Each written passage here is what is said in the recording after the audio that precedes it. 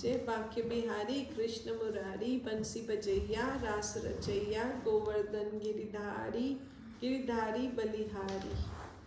सूत जी सौ के ॿियनि ऋखेश्वरनि खे चयो त जंहिं वक़्तु राजा परीक्षित शिकार खां मोटी पंहिंजे अधर्म जो वीचार करे चिंता में वेठो हो ऐं मन में ईअं वेठे वीचारियई त मूंखां पोइ जेके राजाऊं थींदा से मुंहिंजी अधर्म जे हाल ॿुधी ऋखेश्वरनि ऐं ब्राह्मणनि खे बेइज़्ज़त करे उन्हनि जो डपु न रखंदा। हुन पाप जे बदिले जेकॾहिं इहो ऋखेश्वर मूंखे श्राप ॾिए हा त मुंहिंजा प्राण निकिरी वञनि हा या कुझु नुक़सान थी पवे हा त उहो चङो हो। ऐं ॿिया राजाऊं उनखे ॿुधी कंहिं ब्राह्मण ऐं ऋखेश्वर खे सज़ा न ॾियनि।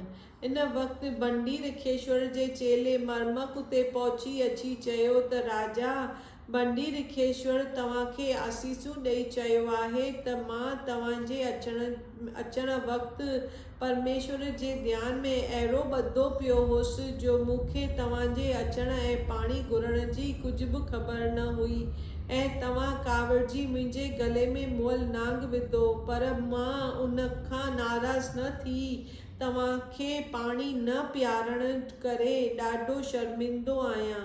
पर श्रृंगी मुंहिंजे पुट पंहिंजे अज्ञान सां तव्हांखे श्राप ॾिनो आहे त तव्हां 7 ॾींहंनि तक्षक नांग जे ॾंगण करे देहांत थींदा। इन करे तव्हां पंहिंजे मुक्ति बणाइण जी तजवीज़ कयो ऐं जेकरे कर्म जे फांसीअ खां छुटी वञो। राजा इहा ॻाल्हि ॿुधी हथ जोड़े ख़ुशि थी उन चेले खे चयो त श्रृंगी ऋखेश्वर मूं ते ॾाढी कृपा कई आहे जो मूंखे श्राप ॾेई हिन माया रूपी समुंड मां जंहिंमें काम ऐं क्रोध में वस थी मां ॿधो पियो हुअसि ॿाहिरि कढियो आहे ऐं मूंखे हेतिरनि ॾींहंनि में अॼु ताईं इन ॻाल्हि जो ध्यानु ई न हो त माया ऐं मोह खां अलॻि थी परमेश्वर जो भॼन ऐं सुमरन करियां। पर हाणे हिन श्राप जे डप खां मुंहिंजो मन अलॻि थी वेंदो। तूं मुंहिंजे दंडवत चई ऋखेश्वर ऐं महाराज खे वेनती कजि त मां पंहिंजे मुराद खे पहुची ॾाढो ख़ुशि थियुसि, मगर हू दिलि सां मुंहिंजो कसूर माफ़ कनि। राजा परीक्षित कर्मक खे घणाई रुपया ज़वार दक्षिणा ॾेई रुख़सत कयो। पोइ जनमन जंहिंखे पंहिंजे वॾे पुट खे 14 वरियनि जी उमिरि जो हो तंहिंखे राजगद्दी ते विहारे ऐं राजकाज जो कमु वज़ीरनि खे सौंपे पुट खे चयो त अरे पुत्र सदाईं गऊ ऐं ब्राह्मणनि जी रिख्या कर ऐं प्रजा खे सुख ॾिज। राजा ईअं चई माया खां मन जुदा करे सभु राजस्वी गहना कपिड़ा बदन तां लाहे हिकु लंगोटी ॿधी गंगा जी ॾांहुं हलियो। हलण वक़्तु राजा घणा रुपया ब्राह्मणनि खे दान ॾेई राज ऐं कुटुंब जी मुहिबत सफ़ा छॾे ॾिनी। इहो हाल ॿुधी राजमहल मां सभु राणियुनि ऐं शहर जे मर्द तोरे ज़ालियूं रुअंदा राजा जे पुठियां गंगाजीअ जे किनारे ते पहुता। राणी चयो त महाराज तव्हांजे विछोड़े जो दुख असांखां सठो नथो वञे। राजा उनखे व्याकुल ॾिसी चयो त स्त्रीअ खे घुर्जे त जंहिं ॻाल्हि में उनजे पतीअ जो धर्म रहे सा ॻाल्हि करे उनजे धर्म जे ख़िलाफ़ न वञे। इहा ॻाल्हि चई सभिनी खे मोटाए छॾियईं। हरिद्वार में गंगा किनारे ते अची सनानु करे कखनि जो आसन विछाए उत्तर ॾांहुं मुंहुं करे मन में ही संकल्प कयो त जे 7 ॾींहं बाक़ी मुंहिंजे उमिरि में आहिनि उन्हनि 7 ॾींहंनि में कुझु बि अन्न पाणी न खाईंदुसि ऐं ही 7 ॾींहं हरीअ जी कथा ऐं सत्संग में गुज़ारींदुसि त तमामु चङो आहे। श्रृंगी ऋखेश्वर जे श्राप ऐं राजा जे दुनिया खां जुदा थियण जो हाल ऋखेश्वरनि मुनीश्वरनि ॿुधी सभु ॾाढा उदास थिया। उत्तर मन में वशिष्ठ, नियम, पराशरम, भरद्वाज, गौतम, मैत्री, अगस्त्य, व्यास, नारद, विश्वामित्र,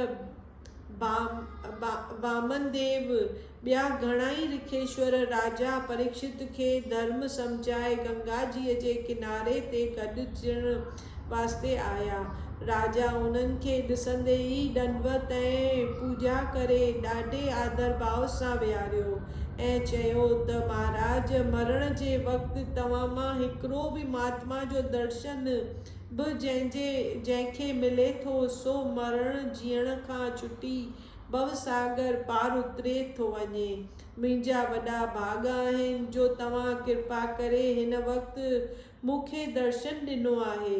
हाणे जीअं दया करे आया आहियो तीअं ई अहिड़ी तरह कृपा करे 7 ॾींहंनि ताईं हिते रहो, जंहिं करे तव्हांजे रहण सां मुंहिंजो मन संसारी मोह ऐं माया ॾांहुं न वञे। तव्हांजे सत्संग सां 8 पहर कथा पार ब्रह्म परमेश्वर जी थींदी रहंदी ऐं इहा मां सम्झां थो त तव्हां हिते मुंहिंजे भले करण वास्ते आया आहियो, न त तव्हांजी ॿी कहिड़ी परवाह आहे। ऐं हाणे दया करे अहिड़ी तजवीज़ ॿुधायो जीअं हिन 7 ॾींहंनि में मां आवागमन खां छुटी वञा। ऐं सूत जी चयो त रस्ते में सुखदेव जी नारद जीअ खां पुछियो त तव्हां केॾांहुं था वञो।